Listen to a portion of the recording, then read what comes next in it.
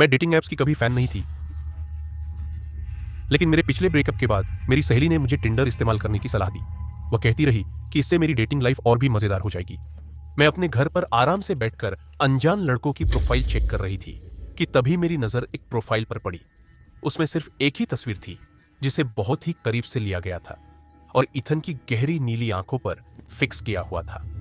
सच हमेशा वही नहीं होता जो अब अपनी आंखों से देखे, इसलिए मैंने उसकी प्रोफाइल को स्वाइप किया। हम दोनों का मैच हो गया और आखिरकार बातें करते करते हमने मुलाकात का फैसला किया। मेरे घर के करीब बने एक कैफे में कॉफी पीने के बाद ईथन ने मुझे अपने घर पर डिनर के लिए बुलाया। जैसे ही हमने मोमबत्ती की झिलमिलाती रोशनी में डिनर खत्म किया तो खुद को रोक ना पाते हुए मैंने ईथन का चेहरा देखा। उसकी टिंडर प्रोफाइल ने उसकी आंखों की गहराई को इतनी अच्छी तरह कैद नहीं किया था। उनमें एक तरह की भूख थी जो मेरे रोम रोम को जगा रही थी। उसके बावजूद उसमें एक तरह का चुंबक था, एक अंधकार जो मुझे उसकी तरफ आकर्षित भी कर रहा था और दूर भी कर रहा था। हैरानी की बात है कि हमारी बातचीत काफी अच्छी रही। हम दोनों को ही वो कला जिन्हें ज्यादा महत्व नहीं मिला और सहायक तेजी से बंद कर दिया गया, उसमें दिलचस्पी थी। उसने एडगर एलन पो के लिए अपने प्यार की बात की। उनके द्वारा लिखी गई कविताओं की लाइनें दिल दहला देने वाले तरीके से सुनाई। क्यों ना थोड़ी ताज़ा हवा ले ले, तुम्हें यहाँ से नज़ारा बहुत अच्छा लगेगा। पहले तो मैं हिचकिचाई। छोटी सामान से भरी बालकनी में खड़ा होना मुश्किल था, लेकिन ईथन की मुस्कान और बचकानी हरकत ने आसान बनाया। बालकनी में नजारा इतना बुरा नहीं था। नीचे जल रही शहर की लाइट्स हीरो से कम नहीं लग रही थी, लेकिन हवा में कुछ ऐसा था जिसने मेरी नाक सिकोड़ कर रख दी। यहाँ पर मीट जैसी बदबू आ रही है, मैंने कोने में रखे ढके हुए ग्रिल को देखते हुए कहा। ईथन अजीब ढंग से मुस्कुराया, जिसे देखकर मेरी गर्दन के पीछे के बाल खड़े हो गए।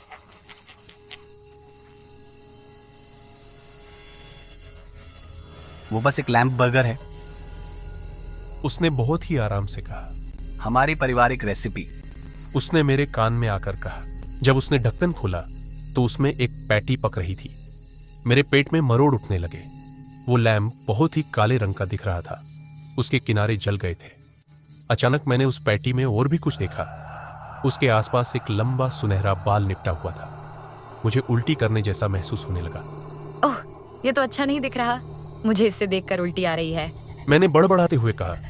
अचानक ईथन की मुस्कान गायब हो गई, उसकी आंखें सिकुड़ गई, उसका प्यारा चेहरा गुस्से में भर गया। वो मुझे घूरने लगा। मैं वादा करता हूँ कि तुम्हें इसका स्वाद बहुत पसंद आएगा। एक बार ट्राई तो करके देखो। इस बात को सुनकर मेरे अंदर डर पैदा होने लगा। मुझे कुछ अच्छा नहीं लग रहा था।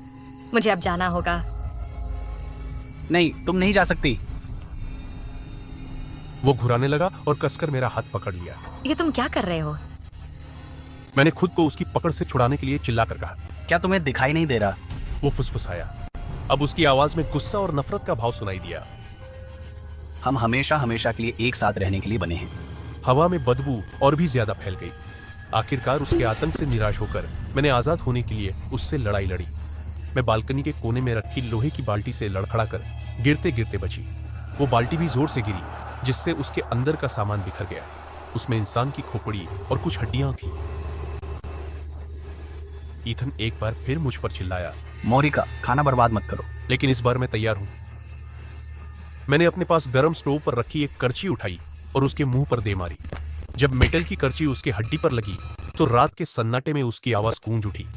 ईथन दर्द से कराहते हुए जमीन पर गिरकर बेहोश हो गया। मैं उसे घूर रही थी, मेरे हाथ कांप रहे थे।